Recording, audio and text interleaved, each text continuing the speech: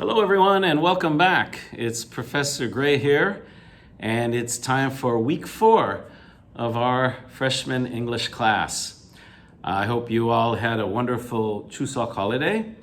I spent a lot of time relaxing, a little time with some friends, maybe some walks, got some exercise, but I hope you did too. I hope you had a nice time with your families and you maybe had a chance to take a walk or get some exercise like we've been talking about.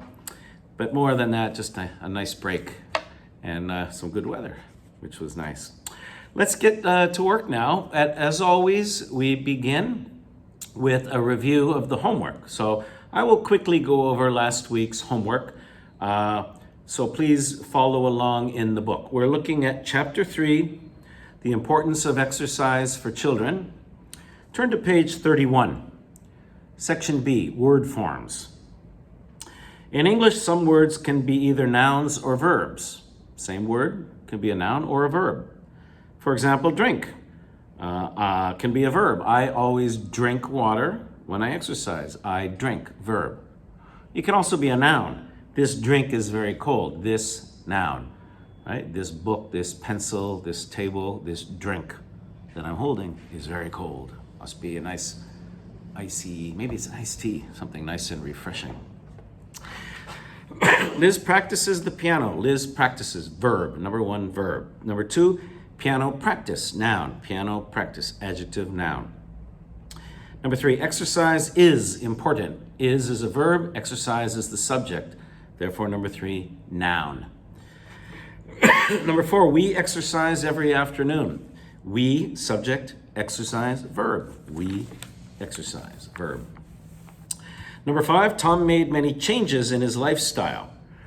Changes is plural noun, made many changes. Many changes, many books, many pens, many tables, noun. Number 6, Tom also changed his eating habits. Tom changed, verb, subject, verb. I sometimes diet to lose weight, verb, I diet, okay, which means to go on a diet. My diet includes a lot of fruit and vegetables. My diet, my noun, okay, my book, my shirt, my noun. My diet means my regular eating habits. As a verb, to diet means to go on a diet, to lose weight or try to become healthier. And as a noun, your diet is your general eating habits. Or it could be your family's or even your whole country, like some kind of the Japanese diet refers to the Japanese general style of eating. The Japanese diet includes a lot of seafood and vegetables.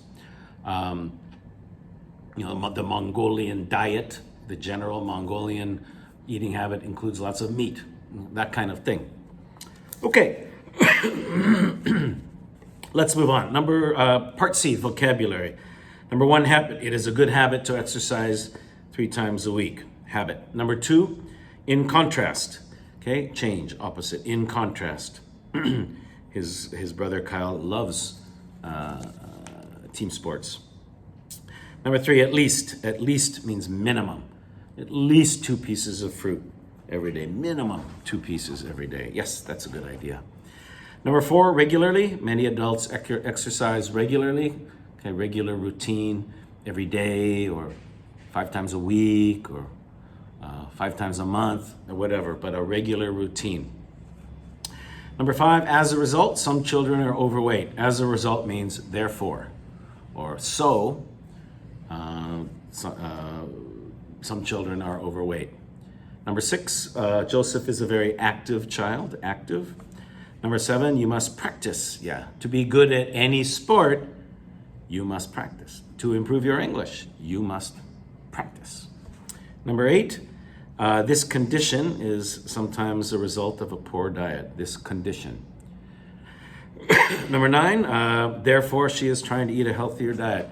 Number 9 and number 5 are kind of the same. Yeah, as a result and therefore are the same in this context. And number 10, children who exercise are likely, more likely, or probably going to grow up and continue to exercise as adults. Likely means probably. Okay, D.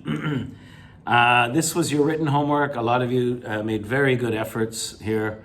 It was very interesting to learn about what you did in school as a young child and what you're doing now. And many of you are exercising regularly now, which is very important and very good to hear. In school, most of you said you had maybe 2 or 3 times a week, maybe 1 hour each time. Some of you did your own exercise after school, like Joseph in our story. Some of you played team sports. Some of you played individual sports. But all of you were pretty active and healthy as children. A lot of you said you enjoyed dodgeball. I think dodgeball is very popular here. I've noticed a lot of students have told me when they were younger they played dodgeball. I did too. It was very popular when I was a kid also, growing up. Your favorite exercise now? Yeah, a lot of you are doing swimming and cycling.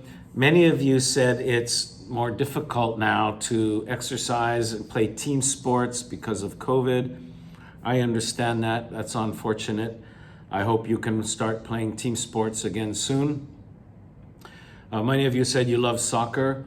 Soccer is such a good sport for health, fitness, also flexibility. But one thing I like is the teamwork. Soccer really emphasizes teamwork, and it's really good to learn that, especially children learning the importance of teamwork. I think that's why I think all children should try at least one team sport, because that's a sort of a life lesson that you can learn through playing sports. I always loved team sports and preferred them to individual sports. Anyway, good work. A lot of you are exercising regularly. Keep it up. Very important for a healthy life is better student. F, the close quiz. Joseph is a very busy 8-year-old boy. Number 1, busy. He practices every Tuesday and Thursday. Number 2, practices. Number 3, morning, every Sunday morning. Number 4, winter, in the winter.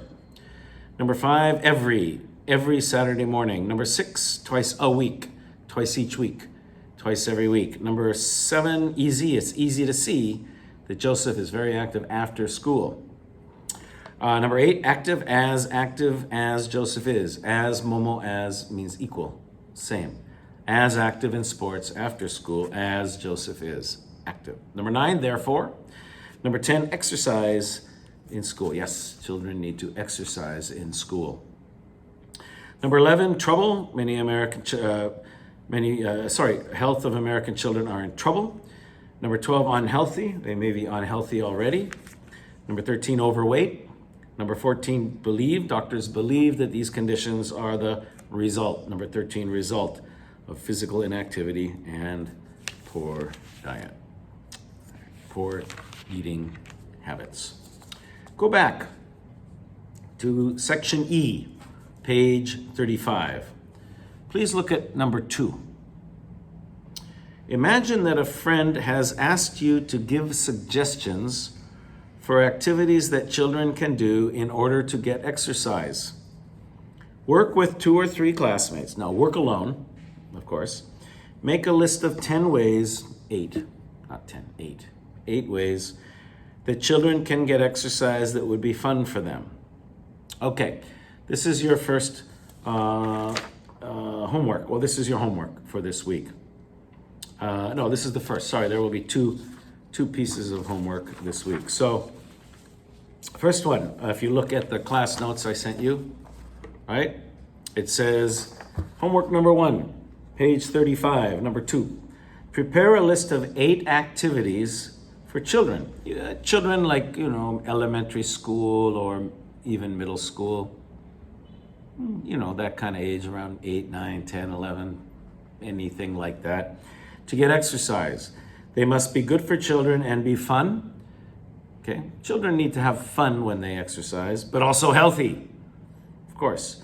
You must include both team sports and individual sports. Minimum 1 team sport, minimum 1 individual sport, any sport you like.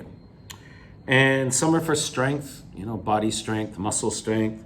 Some for endurance, Soccer, for example, is very good for endurance. So is swimming, cycling. Balance and flexibility, like yoga or taekwondo, is actually excellent for balance and flexibility. And at least one that is good outdoors in the winter, okay? Some winter sport, so the children can exercise all year. Just give me your list of 8 and just briefly explain each one. If you say soccer, you can say soccer is a good team sport. Children can learn teamwork or something like that. So 8 sports following my instructions, and very short reason for each sport. Just a few words. Okay, that's homework number 1. Let's move on. Let's go on now to the next chapter. Chapter 5, volunteer vacations. Where are we here?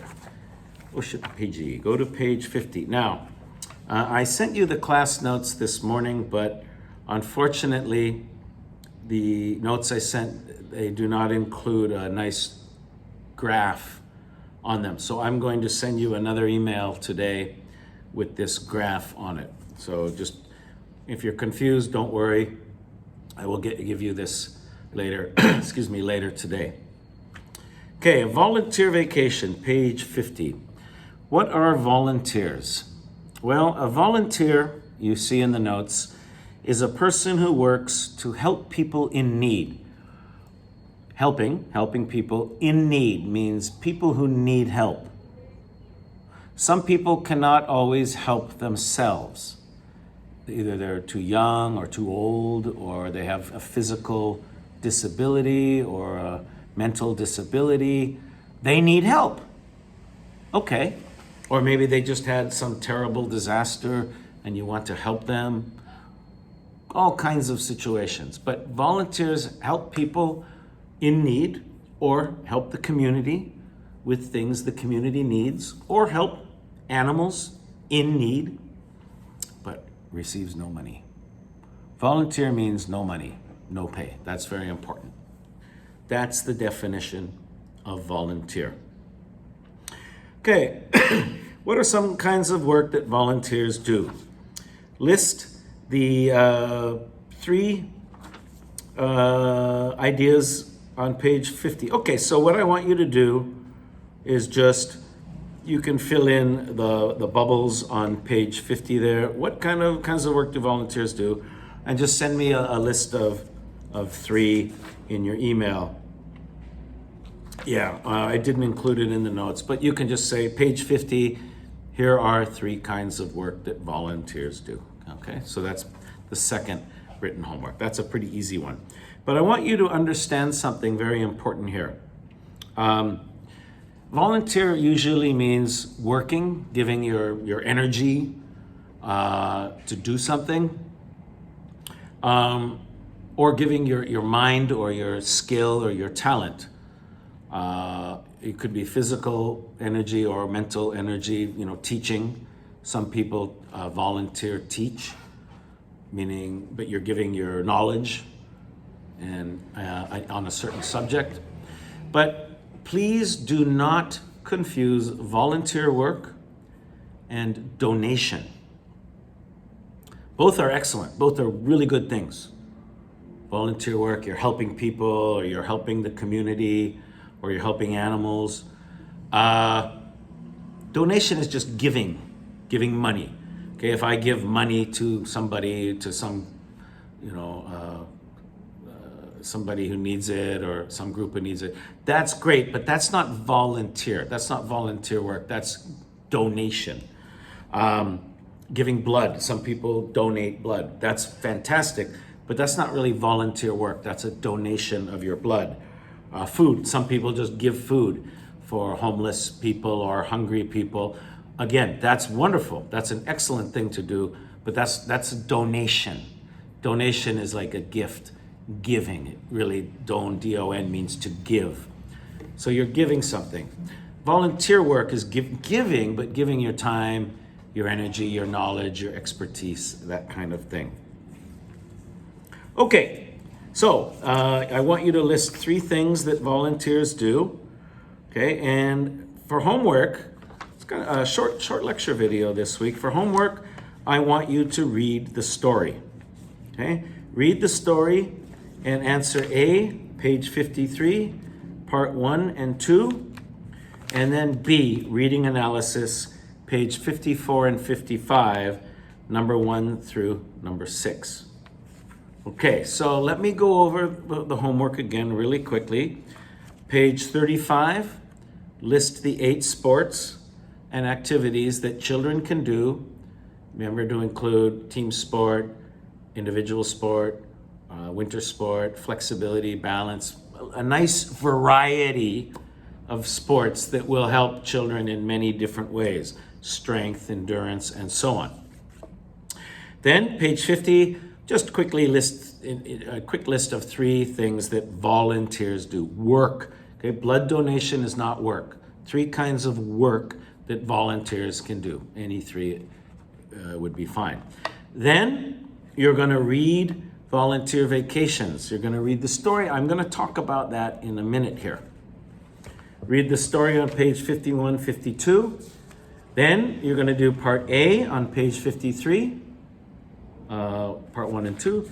Then you're going to do, B, reading analysis, number 1 to number 6 on page 54 and 55. When you're done everything and the listening lab, lecture, finished all that, then you can email me and you tell me you finished the listening lab, you've watched both videos, you've done all the work, and here is my homework for this week, page 35 and 50. Now let me quickly talk about this story, volunteer vacations.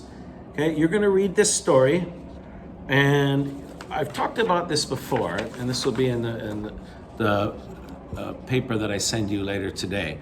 Okay, you're going to see this, and notice how the introduction starts off general and gets more and more narrow, more and more specific. Okay, and here right at the end of the introduction is your thesis statement. Okay, your key point, your thesis statement, which is also the bridge. This bridge tells you the main point of the whole story, and it connects you, like a bridge, into the body of the story. The body has 3 paragraphs, each with one main point. Okay, key point 1, key point 2, key point 3. Each paragraph is only about that one key point, but of course it has many smaller points, details that support the key point. Then you get the conclusion.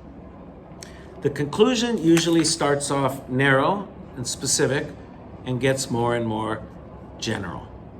It starts off by repeating the thesis and maybe some of the key points, and it ends up with a final thought, a prediction, something for the future. You finished reading, you learned many things, now this is how this can help you in the future. So please, read Volunteer Vacations a little slowly and carefully, and I want you to notice this structure while you read it. To be a better reader, you need to understand how an essay is structured and learn to look for these points. Notice the introduction, giving you a definition of the main point, telling you the topic, and then giving you the main thesis statement, which connects to the rest of the paper, of the essay. Okay, so Volunteer Vacations, read it slowly, read it carefully, and notice the structure. Notice how it's very carefully organized. If you need to, then read it again. If you really want to improve, read it once slowly, noticing the structure, then go back and read it again quickly all the way through, and you'll notice it as you read. Okay, the more time you put into our course, the more you'll learn and the more you'll improve. All right, look at the picture. What are these people doing? Well, they're building a house. This is a very, very famous volunteer company that builds houses for people all over the world. You're going to learn about them and a very famous man who helped create that volunteer organization. You're also going to learn how a lot of people, especially young people, combine a vacation with volunteer work. You might travel to another country and volunteer. Wow, what a great way to, maybe learn a language, make friends, learn about different kinds of food. It's just a wonderful opportunity. Plus, you might learn a really good skill, and you'll probably help people. Even more importantly, you'll help people in something important that they're doing. Volunteering looks very good on a resume. Many companies are very impressed if they see you've done volunteer work, especially if it's a volunteer work where you learned a good skill. And I think if you went to another country, that would also really impress people, because that's difficult.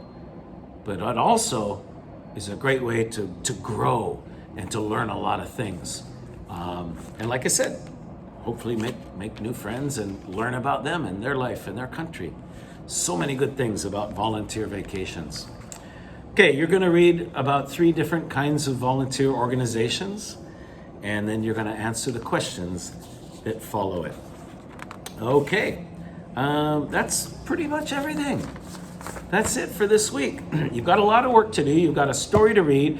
I'm going to review the story with you next week. We'll go over it. We'll talk about the key points, the structure. We'll go over parts A and B, and then we'll continue. But I want you to stop at page 55. Okay, do not try to do part C or beyond. Part C is a new section. Don't worry, I'm going to explain it to you next week in our video. So at the end of part B, the middle of page 55, stop. You're done. Good job. Okay? All right. And don't forget to send me an email as soon as possible. I'll get an email to you with this chart on it later today. Good luck. Have fun. Enjoy our work this week, and I will look forward to hearing from you by email during the week. Don't forget to ask me if you have any questions too. That's all for this week. Great work, everyone. I'll see you soon. Have a great week, and we'll talk soon. Bye-bye, everyone.